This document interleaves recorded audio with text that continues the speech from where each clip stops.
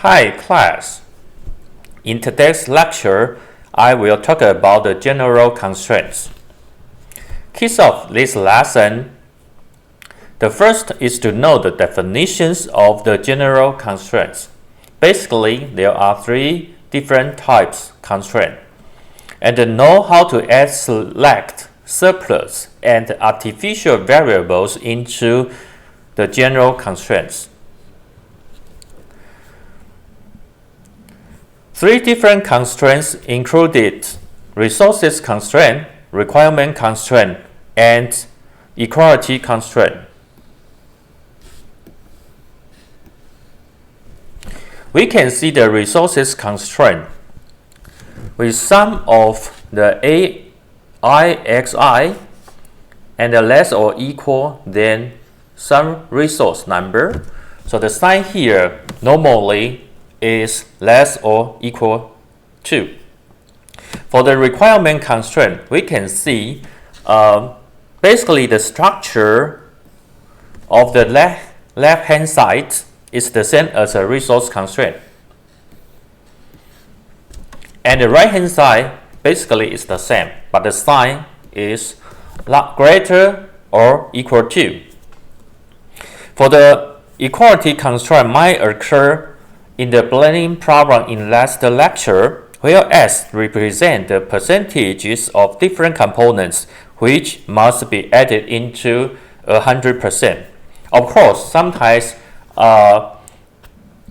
you will see the equality constraint in assignment constraint or some network flow constraint. Later on, I will talk about the network flow model. Then you will see the equality constraint. For the resource constraint, if we want to use simplest algorithm to solve the problem which included this kind of constraint, normally we will try to edit one variable to make the inequality constraint become equality. So by doing this, normally we will insert non-negative slack variable. For example, if we have a constraint x1 plus x2 less than or equal to 100, we just edit a select into this constraint. So the sign less than or equal to will become equals. So the purpose of doing this is to get the initial basic feasible solution for the problem. Requirement constraint is different because sign is different. Normally, the solution might be exceed the requirement. So if we edit a variable like select, it will not make the inequality constraint become equality. So we need to try to maintain non-negative property for the constraint. So our strategy is try to minus a non-negative value so that we make the larger than or equal to become the equal to. Such SI called surplus variable. But for the constraint, if we minus a variable, then in the simplex algorithm, we cannot find the basis for the surplus variable.